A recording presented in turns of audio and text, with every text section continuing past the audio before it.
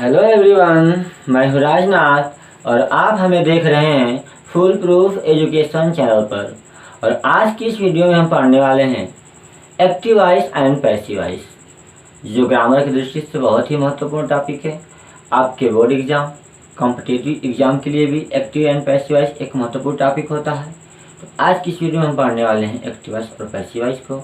इसके पहले यदि आप इस वीडियो को देख रहे हैं तो इस चैनल को सब्सक्राइब कर लीजिए, बेल आइकन को प्रेस कर लीजिए ताकि आपको मेरे नए वीडियो का नोटिफिकेशन प्राप्त हो सके। ठीक है, तो आज का जो वीडियो होगा वह एक्टिव वॉइस और पैसिव वॉइस का बिल्कुल बेसिक होगा और जैसे जैसे हम आगे बढ़ते जाएंगे इसका लेवल बढ़ता जाएगा। ठीक है, और बिल्कुल ईजी वे से हम लोग पढ़ेंगे एक्टिव वॉइस पैसिव वॉइस क्या होता है, आपको बिल्कुल आसानी से समझ में आएगा। इस वीडियो को शुरू से अंत तक देखिए। ठीक है, तो चलिए शुरू करते हैं। तो एक्टिव वॉइस पैसिव वॉइस की बात करें तो सबसे पहले हम समझेंगे वॉइस होता क्या है। ठीक है, वॉइस क्या होता है, तो अगर इसकी डिफिनेशन की बात करें अगर वॉइस की, तो कह सकते हैं कि वर्ब का वह रूप जो यह अभिव्यक्त करता है कि कार्य स्वयं कर्ता के द्वारा किया जाता है या किसी अन्य कर्ता के द्वारा किए गए कार्य का परिणाम भोगता है। ठीक है, वॉइस कहलाता है। डिफिनेशन की बात करेंगे यहाँ पे, तो किसी भी वर्ब का वह रूप, किसी भी वर्ब का वह रूप जो यह अभिव्यक्त करता है,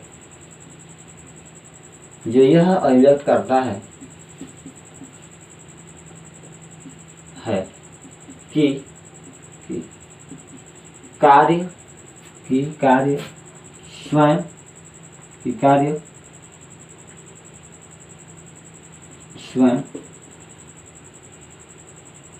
स्वयं कर्ता के द्वारा किया जाता है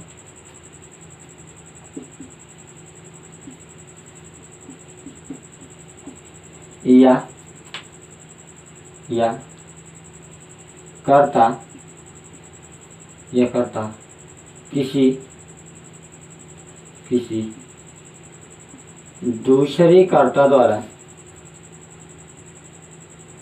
किसी दूसरे कर्ता द्वारा किए गए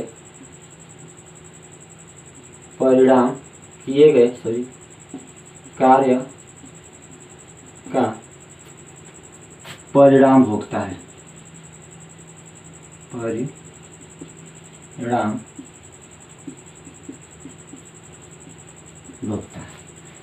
किसी भी वर्ब का वह रूप जो यह अभिव्यक्त करता है कि कार्य स्वयं कर्ता के द्वारा किया जाता है या किसी अन्य कर्ता के द्वारा किए गए कार्य का परिणाम भोगता है। एग्जाम्पल की अगर बात करें यहाँ पे, तो मैं कह सकता हूँ यहाँ पे सोनू रीड्स द बुक। ठीक, सोनू किताब पढ़ता है। ठीक है, इस वाक्य में सोनू सब्जेक्ट है। ठीक है, क्या करता है, मतलब कार्य कौन सा है, पढ़ने वाला, तो ये आपका वर्ब है। और क्या पढ़ रहा है बुक, तो ये आपका क्या हो गया, ऑब्जेक्ट हो गया।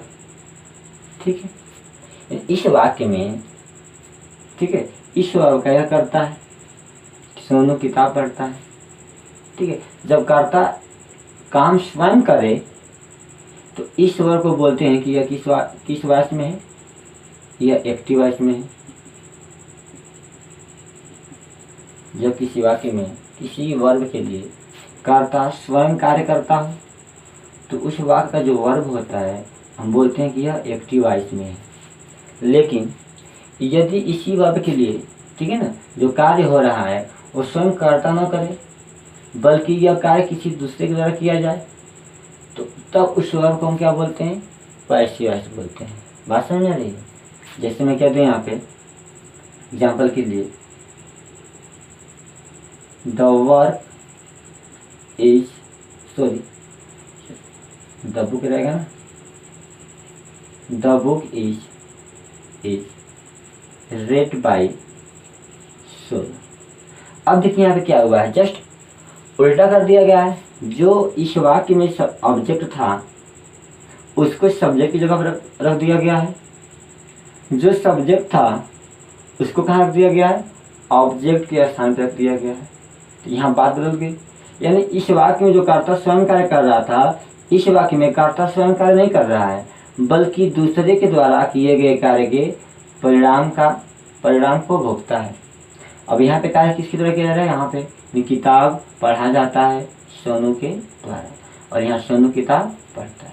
ठीक है, तो यह होता है वाइस। ये डिपेंड करता है कि कर्ता स्वयं कार्य करता है। अगर कर्ता स्वयं काम करेगा इस वर्ग को क्या बोलेंगे, एक्टिव वॉइस। अगर कर्ता स्वयं काम न करे बल्कि कोई दूसरा कर्ता सब्जेक्ट कार्य करे, इस वर्ग को हम क्या बोलते हैं, पैसिव वॉइस। बात समझ में रही। इनकी वॉइस कितने प्रकार की होती हैं, 2 प्रकार की होती हैं। वॉइस 2 प्रकार की होती हैं, एक्टिव वॉइस और पैसिव वॉइस। ठीक है, तो समझेंगे एक्टिव वॉइस पैसिव वॉइस क्या होता है। फिलहाल हमने समझ भी लिया, एक बार फिर से देखते हैं। ठीक है, वॉइस कितने प्रकार की होती हैं, there are 2 kinds of voice. ठीक है, पहला एक्टिव वॉइस,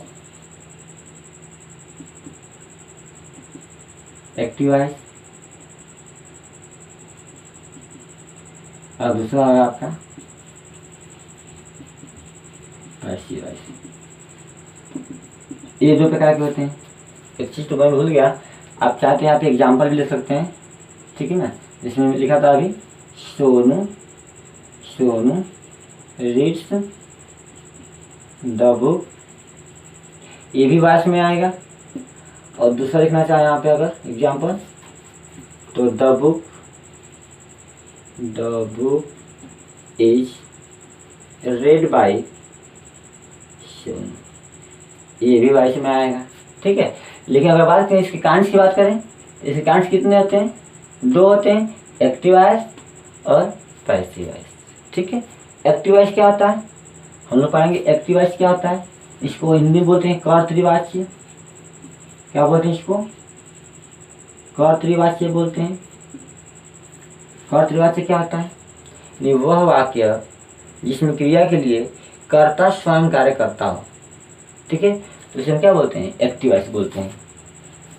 जब किसी वाक्य में कर्ता स्वयं कर्ता का कार्य करता है तो उसे बोलते हैं, उस वाक्य का जो वर्ब होता है उसे हम क्या बोलते हैं, एक्टिव वॉइस बोलते हैं। जैसे मैं एग्जाम्पल की बात करूँ अगर, तो the teacher teaches the students, अध्यापक विद्यार्थियों को पढ़ाते हैं। ये हो गया सब्जेक्ट, ये हो गया वर्ब, और ये हो गया ऑब्जेक्ट। ठीक है, हम लोग पढ़ेंगे सब्जेक्ट ऑब्जेक्ट कैसे पहचानेंगे। अध्यापक पढ़ाते हैं विद्यार्थियों को, यानी अध्यापक विद्यार्थियों को पढ़ाते हैं। इस वाक्य में जो करता है वो खुद क्या है, टीचर है, खुद कर्ता काम कर रहे हैं इस वर्ग के लिए। इस वर्ग को हम क्या बोलेंगे, एक्टिव वॉइस बोलेंगे। एक्टिव वॉइस इसी को बोलते हैं कर्तृवाच्य। बात समझ गया। जब किसी वाक्य में, इसका एग्जाम्पल तो हो ही गया, डिफिनेशन देख लेते हैं यहाँ पे। इसका डेफिनेशन की बात करें तो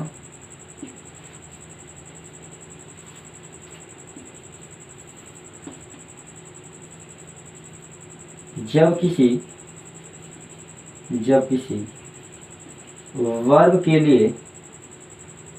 वर्ब के लिए कर्ता,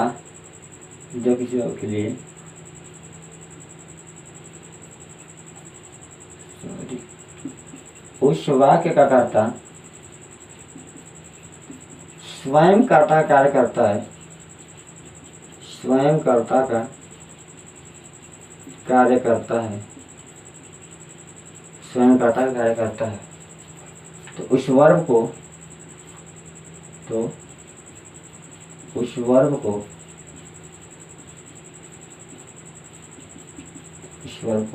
एक्टिव वॉइस कहते हैं। ठीक है, इफ अगर बात करें अंग्रेजी के लिए तो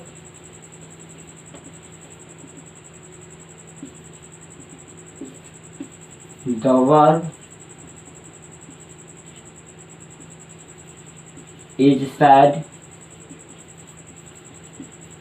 to be in active voice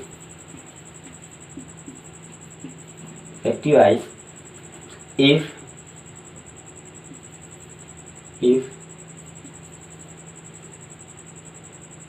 the subject if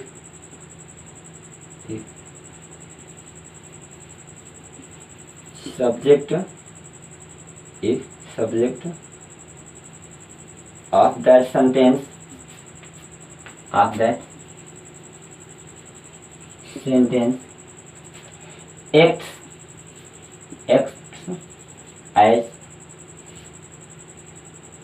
as subject।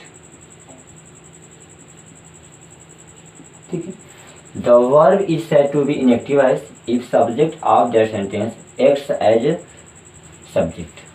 कोई भी वर्ब एक्टिव वॉइस में कहा जाता है यदि उस वाक्य का कर्ता स्वयं कर्ता का कार्य करता है। एज सब्जेक्ट हिमसेल्फ,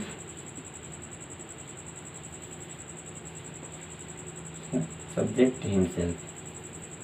ठीक है, तो ये हो गया एक्टिव वॉइस। एग्जाम्पल में आपके सामने the teacher teachers the students, एक और लिख सकते हैं एग्जाम्पल। दूसरा, मोहन प्लेज फुटबॉल, मोहन खेलता है फुटबॉल, मोहन फुटबॉल खेलता है। तो यहाँ पे कर्ता कौन है? मोहन है। वर्ब कौन है? प्ले है। ऑब्जेक्ट क्या है? फुटबॉल है। तो कर्ता यहाँ पे खुद क्या कर रहा है? कर्ता का काम कर रहा है इस वर्ब के लिए। तो इस वर्ब को हम बोलते हैं यह एक्टिव वॉइस में है। बात समझ में आ रही? अगर यहाँ तक हो गया तो नोट कर लीजिए, आगे बढ़ते हैं। कर लिए नोट? चलिए,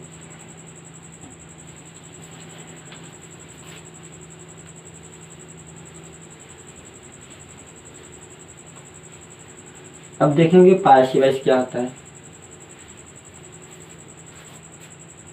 अगर हम बात कर रहे हैं पैसिव वॉइस की तो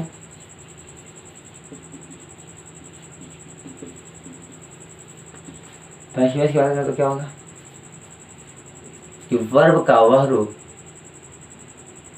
वर्ब का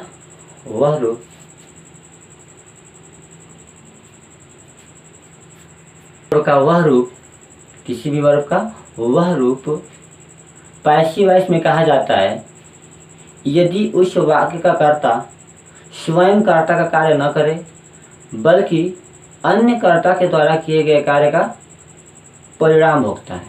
बात समझ रही है? लिखते हैं इसको। पैसिव वॉइस कहता है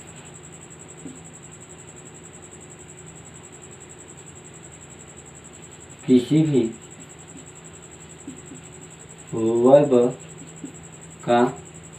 वर्ब के कर देते हैं, किसी भी वर्ब के उस रूप को पैसिव वॉइस में कहा जाता है यदि कर्ता स्वयं यदि उस वाक्य का कर्ता स्वयं कर्ता का कार्य नहीं करता है बल्कि अन्य कर्ता के द्वारा बल्कि अन्य कर्ता के द्वारा किए गए कार्य का परिणाम भोगता है। ठीक है, किसी भी वर्ब के उस रूप को हम पैसिव वॉइस में कहते हैं यदि उस वाक्य का कर्ता स्वयं कर्ता का कार्य न करे बल्कि अन्य कर्ता के द्वारा किए गए कार्य के परिणाम को भोगता है। इसके पहले के हम एग्जाम्पल लिए थे, जैसे Mohan place football, Mohan football खेलता है। ठीक है, तो यहाँ पे सब्जेक्ट था, खुद सब्जेक्ट कार्य कर रहा है, तो इसको लोग बोल रहे थे एक्टिव वॉइस में है। लेकिन सब्जेक्ट खुद सब्जेक्ट कार्य न करे, कोई दूसरा शब्द सब्जेक्ट का कार्य करे, तो उस वर्ब को हम क्या बोलते हैं? Passive voice. अब यहाँ पे अगर हम बनाएंगे, इसकी एग्जाम्पल देंगे अगर, तो हो जाएगा football is played by Mohan. Football खेला जाता है मोहन के द्वारा। अब इस वाक्य में यहाँ पे देखिए, जो सब्जेक्ट था इसमें क्या बन गया? ऑब्जेक्ट बन गया। यहाँ पे जो सब्जेक्ट था अब वो सब्जेक्ट के जैसे कार्य नहीं कर रहा है, बल्कि सब्जेक्ट के स्थान पे कोई दूसरा शब्द आ गया है, वो क्या है? फुटबॉल। इस वर्ब को हम क्या बोलेंगे? पैसिव वॉइस बोलेंगे। ठीक है, ये ऐसे समझ सकते हैं, जब एक्टिव वॉइस के ऑब्जेक्ट को क्या बोले? ऑब्जेक्ट को सब्जेक्ट बना दें तो उसका जो वर्ब होता है इस वाक्य का, उस वर्ब को हम क्या बोलते हैं? पैसिव वॉइस कहते हैं। बात समझ में आ रही नहीं? ठीक है, तो एक एग्जाम्पल और देख लेते हैं। जैसे मैं कह दूं, the teacher teaches the students. अध्यापक विद्यार्थियों को पढ़ाते हैं, कर्ता स्वयं टीचर है, स्वयं वही टीचर है, तो ये आपका एक्टिव वॉइस में क्या रहेगा? लेकिन कर्ता स्वयं कर्ता का काम न करे, कोई दूसरा शब्द कर्ता का काम करे, तो उसको हम बोलते हैं पैसिव वॉइस। उसमें जो वर्ब होगा वो क्या होगा? पैसिव वॉइस में होगा। ठीक है, और उसको बोलते हैं पैसिव वॉइस। तो हो जाएगा the students are taught by the teacher. विद्यार्थी अध्यापक के द्वारा पढ़ाए जाते हैं। ठीक है, जब कर्ता स्वयं कर्ता कार्य न करे तो उस वाक्य का जो वर्ब होता है बोलते हैं कि यह पैसिव वॉइस में है, और इस वाक्य को हम क्या बोलते हैं? पैसिव वॉइस कहते हैं। एक्टिव वॉइस क्या होता है? पैसिव वॉइस क्या होता है? समझ में आ गया? तो आगे बढ़ें। ठीक है, नोट कर लीजिए इसे। आगे चलते हैं। अब तक हमने पढ़ा एक्टिव वॉइस क्या होता है, पैसिव वॉइस क्या होता है। अब हम लोग पढ़ेंगे एक्टिव वॉइस से पैसिव वॉइस बनाने के नियम। तो सबसे पहले हम टेंस का अध्ययन करेंगे, टेंस का पैसिव वॉइस पढ़ेंगे, उसके बाद कुछ अन्य नियम होते हैं उनको पढ़ेंगे। ठीक है, तो एक्टिव वॉइस पैसिव वॉइस आपको तभी समझ में आएगा जब आपको टेंस की पूरी जानकारी होगी। ठीक है, तो सबसे पहले हम देखते हैं कि किस किस टेंस का हम लोग पैसिव वॉइस बना सकते हैं। वैसे टेंस तो 3 होते हैं। पहला आता है प्रेजेंट टेंस, दूसरा होता है पास्ट टेंस, और तीसरा होता है फ्यूचर टेंस। आप लोग टेंस पढ़ चुके होंगे, प्रेजेंट टेंस, पास्ट टेंस और फ्यूचर टेंस। ठीक है, तो अगर हम टेंस की बात करें तो किस किस टेंस का पैसिव वॉइस पढ़ते हैं हम लोग, वो देखने वाले हैं आज। ठीक है, अगर हम यहाँ की बात करें, अगर एक्टिव वॉइस यहाँ पे लिख रहे हैं एक्टिव वॉइस, और यहाँ पे पैसिव वॉइस। ठीक है, तो अगर हम प्रेजेंट की बात करें तो प्रेजेंट में 4 भाग होते हैं। प्रेजेंट इंडेफिनिट टेंस,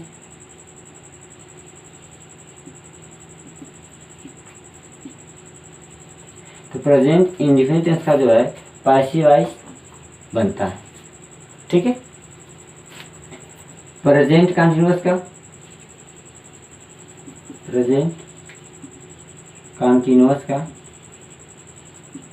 टेंस का भी पैसिव वॉइस बनता है।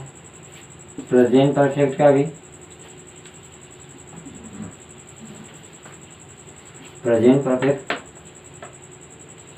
टेंस का भी पैसिव वॉइस बनता है। सामान्यतः प्रेजेंट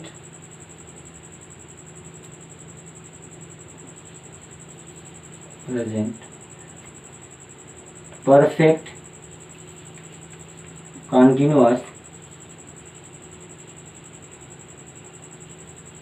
टेंस का पैसिव वॉइस नहीं बनता है। सामान्यतः नहीं बनता है, पर बनता है। ठीक है ना, सामान्यतः नहीं बनता, एग्जाम में नहीं पूछता है, इसलिए ये ज़्यादा इम्पोर्टेंट नहीं है। पास्ट में बात करने का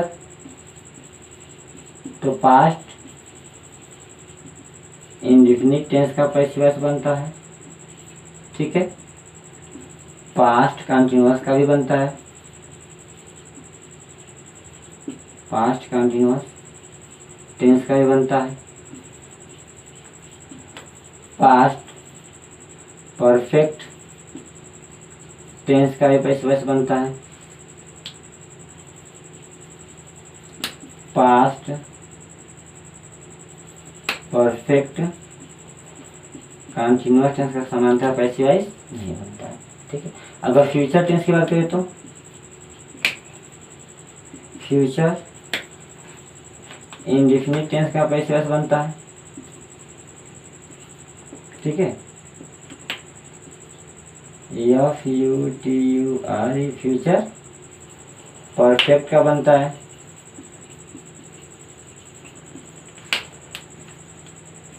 फ्यूचर कंटिन्यूअस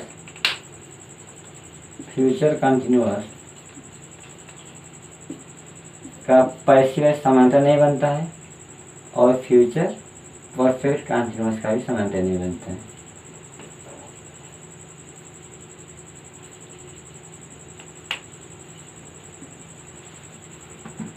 ठीक है, तो यहाँ तक नोट करिए। सामान्यतः जो है 4 टेंस का पैसिव वॉइस नहीं बनता है। ठीक है, बाकी 8 लोगों का पैसिव वॉइस बनता है। तो हम क्रमशः जो है सबका अलग अलग पढ़ेंगे। इसको नोट कर लीजिए, और इसके बाद देखेंगे कि एक्टिव वॉइस से पैसिव बनाने के कुछ सामान्य नियम क्या हैं जो सब टेंस में फॉलो होंगे। ठीक है, तो नोट कर लीजिए इसे। चलिए, तो आगे देखिए। अब हमने क्या पढ़ा कि present perfect continuous, past perfect continuous, future continuous और फ्यूचर परफेक्ट कंटिन्यूअस का पैसिव वॉइस नहीं बनता है। ठीक है, तो अब हम लोग आगे पढ़ने वाले हैं एक्टिव वॉइस से पैसिव वॉइस बनाने के नियम। एक्टिव वॉइस से पैसिव वॉइस बनाने के नियम। अगर हम सामान्यतः बात करें तो हम जितने भी सेंटेंस यूज करते हैं अपने जीवन में, अपने डेली लाइफ में, वो अधिकतम क्या होते हैं, वो एक्टिव वॉइस में ही होते हैं। ठीक है ना, जैसे मैं कह दूँ ही इट्स द मैंगो, वह आम खाता है, तो यह एक्टिव वॉइस में है, क्योंकि इसमें कर्ता स्वयं कर्ता कार्य कर रहा है। तो हम जितने भी वाक्य बोलते हैं उसमें जो कर्ता होता है वो स्वयं कर्ता के भूमिका निभा रहा होता है, इसलिए वो एक्टिव वॉइस में ही होते हैं। ठीक है, तो हम लोग पढ़ेंगे एक्टिव वॉइस से पैसिव वॉइस बनाने के नियम। अब मैं एक यहाँ पे एक्टिव वॉइस का सेंटेंस लिख दे रहा हूँ ताकि आपको समझ में आए। एक्टिव वॉइस का एक मैं सेंटेंस लिख रहा हूँ यहाँ पे, जैसे मैं लिख दिया यहाँ पे रवि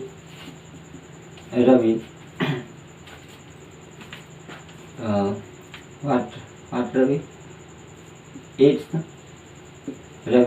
eats द मैंगो। ठीक है, रवि आम खाता है। अब हम बात करें यहाँ पे कि ये आपका सब्जेक्ट है, ये आपका वर्ब है, और ये आपका क्या है, ऑब्जेक्ट है, सब्जेक्ट वर्ब और ऑब्जेक्ट। इसको हम एक्टिव वॉइस का सब्जेक्ट कह सकते हैं। ये आपका एक्टिव वॉइस, ये एक्टिव वॉइस है ही वर्ब, और ये आपका एक्टिव वॉइस का क्या है, ऑब्जेक्ट है। ठीक है, तो एक्टिव वॉइस से पैसिव बनाने के नियम में जो पहला रूल होता है वो क्या होता है कि किसी भी एक्टिव वॉइस का पैसिव वॉइस बनाते समय एक्टिव वॉइस के सब्जेक्ट को ऑब्जेक्ट के स्थान पे और उसके ऑब्जेक्ट को सब्जेक्ट के स्थान पे रख देते हैं। ठीक है, रन हुई है। एक्टिव वॉइस के सब्जेक्ट को अर्थात कर्ता को, सब्जेक्ट को पैसिव वॉइस के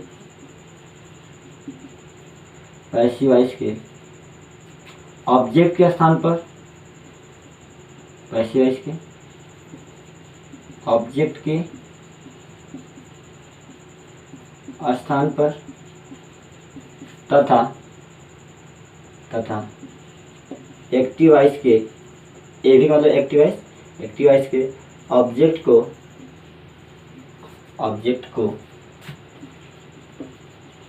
पैसिव वॉइस के सब्जेक्ट के स्थान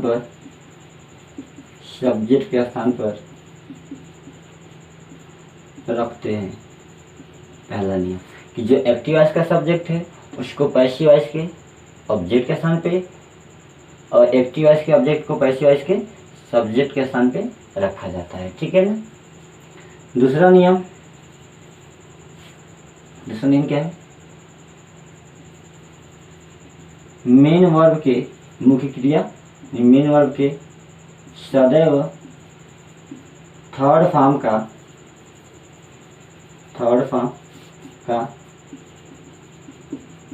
प्रयोग किया जाता है। ठीक है, मेन वर्ब के सदैव थर्ड फॉर्म का प्रयोग किया जाता है। तीसरा नियम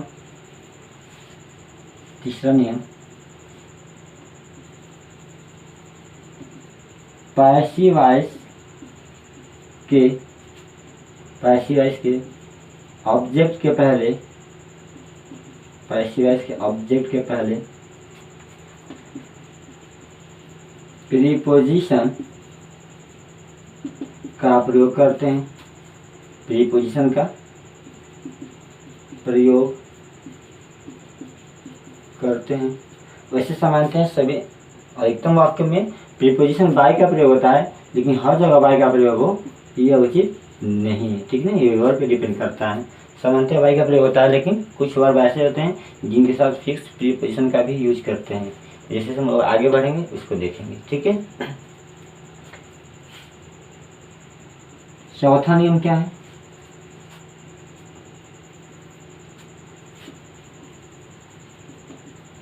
पैसिव वॉइस के सब्जेक्ट के अनुसार, पैसिव वॉइस के सब्जेक्ट के अनुसार, पैसिव वॉइस के सब्जेक्ट के नंबर के अनुसार ऑक्सिलरी वर्ब का प्रयोग करते हैं। ऑक्सिलरी वर्ब का प्रयोग करते हैं। ठीक है, पॉइंट नोट करिए, फिर हम इसको बारी बारी समझेंगे कि किसका क्या मतलब होता है। ठीक है, तो ये कुछ सामान्य नियम है जो सभी टेंस का पैसिव वॉइस बनाने में यूज किया जाएगा, और उसके बाद जब हम लोग पढ़ेंगे टेंस को क्रमशः एक एक करके तो उनका अलग अलग नियम देखेंगे। ठीक है, तो इसको नोट कर लीजिए, नोट कर लिए। ठीक है, तो अब हम लोग क्रमशः एक एक टेंस का पैसिव वॉइस पढ़ना शुरू करेंगे।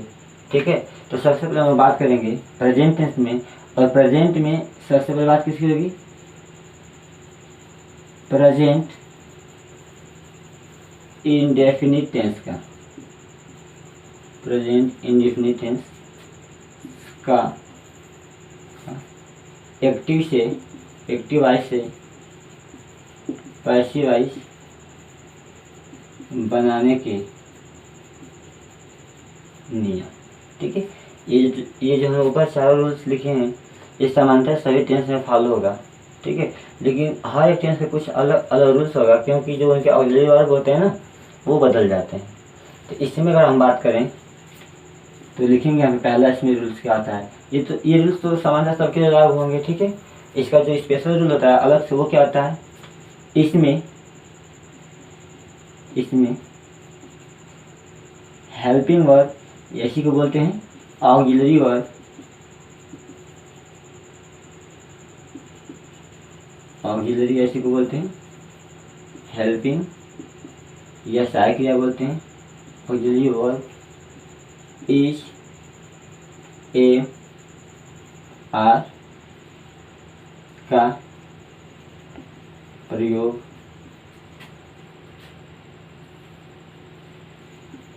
करते हैं। ठीक है, एक इसमें auxiliary verb is am are का प्रयोग करते हैं। शेष नियम, दूसरा नियम लिख सकते हैं यहाँ पे। दूसरा नियम क्या, शेष नियम पूर्ववत, मतलब पूर्व क्या, जो ऊपर दिया गया ये नियम 1 2 3 4 इस सारा नियम तो सब में फॉलो होगा, तो वही इसको यहाँ पे क्या कर दिया गया, लिख दिया गया है। ठीक है, तो एक हम टेंस लेते हैं प्रेजेंट इंडेफिनिट टेंस। तो सबसे पहले आपको जानना होगा कि प्रेजेंट इंडेफिनिट टेंस क्या होता है, उसकी पहचान क्या होती है, उसमें किस सहायक क्रिया का प्रयोग करते हैं। अगर इतना आप जानते हैं तो आप किसी भी एक्टिव सेंटेंस एक्टिव वॉइस को पैसिव वॉइस में बदल सकते हैं। ठीक है ना, तो अगर हम बात करें प्रेजेंट इंडेफिनिट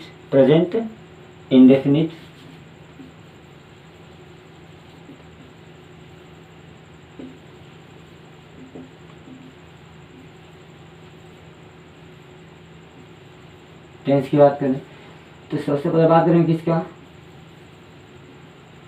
अफर्मेटिव सेंटेंस की बात करेंगे। ठीक है, तो अफर्मेटिव सेंटेंस में जो प्रेजेंट इंडेफिनिट टेंस का जो एक्टिव वॉइस होता है उसके जो बनाने का नियम होता है, जो रूल्स होता है वो क्या होता है, सबसे पहले सब्जेक्ट होता है। ठीक है, उसके बाद वर्ब होता है, वर्ब में यस या ईएस या नहीं भी होता है, वो डिपेंड करता है सब्जेक्ट सिंगुलर है कि प्लूरल है। उसके बाद object plus other word, OW मतलब क्या, अदर वर्ड। मैं पूरा लिख दूँ पहले, ऑब्जेक्ट मैं बार बार नहीं लिखूंगा। ठीक है ना, ऑब्जेक्ट प्लस अदर वर्ड। ठीक है, अदर वर्ड और साथ में OW लिखेंगे हम लोग, ऑब्जेक्ट को OBJ। तो ये तो पहली बार है, देख लीजिए। तो ये नियम होता है एक्टिव वॉइस का, जिसमें कह दूँ जैसे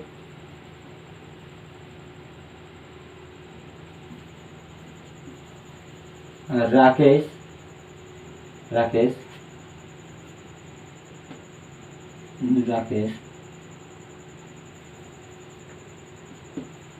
फ्लाइज द काइट, राकेश पतंग उड़ाता है। ठीक है ना, कर्ता क्रिया के अंत में ES, ऑब्जेक्ट, अगर वर्ड नहीं है तो नहीं यूज करेंगे, रहेगा तो यूज कर लेंगे। ठीक है, तो अगर इसका हमें पैसिव वॉइस बनाना होगा तो कैसे बनाएंगे। ठीक है, इसका यदि बनाना होगा क्या, पैसिव वॉइस, तो कैसे बनाएंगे, देखिए ध्यान से।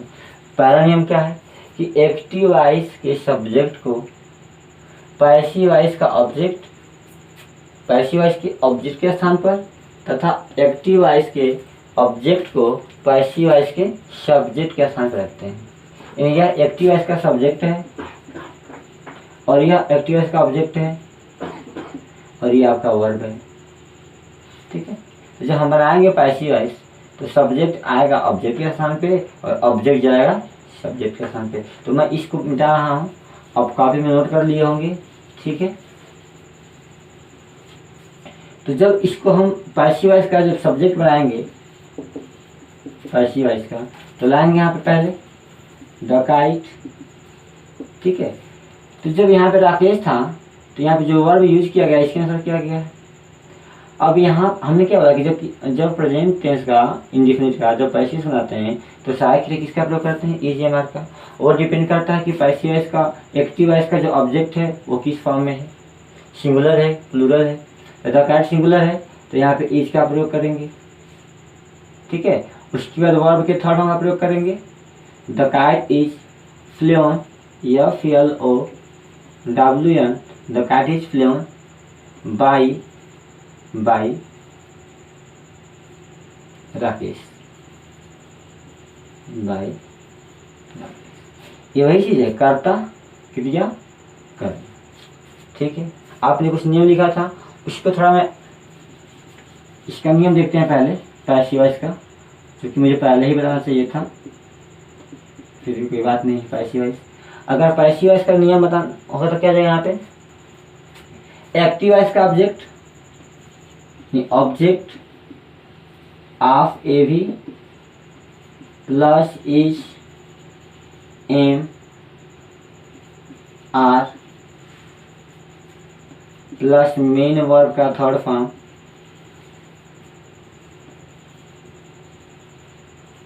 प्लस प्रीपोजिशन सामान्यतः लोग बाई यूज करेंगे। ठीक है, लेकिन आगे कुछ चेंज होगा तो उसको हम लोग पढ़ेंगे। अब लोग सामान्यतः बाई यूज कर सकते हैं। Plus object plus other word. तो ये रूल्स होता है प्रेजेंट इंडेफिनिट टेंस के पैसिव वॉइस बनाने का। सॉरी यहाँ पे गलती हो गया ना, ऑब्जेक्ट नहीं, subject of active voice, subject of active voice plus other word. ठीक है, समझते हैं अभी एक एग्जांपल के द्वारा। रूल्स बहुत बड़ा नहीं है, ये रूल्स सब में फॉलो होंगे, ध्यान से देखिए इसको। ठीक है, हम एक्टिव वॉइस का कोई सेंटेंस लेते हैं, एक्टिव वॉइस का हम कोई सेंटेंस लेते हैं। माई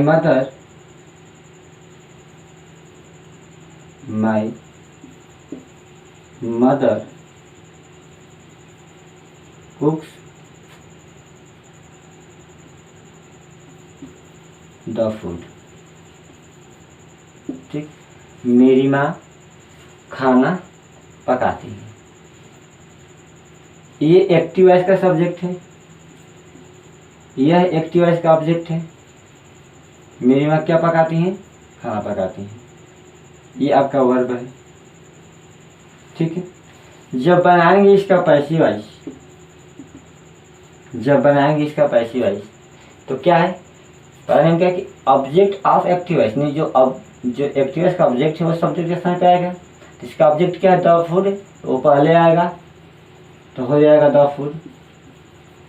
ठीक है, इज एम आर का यूज करना है।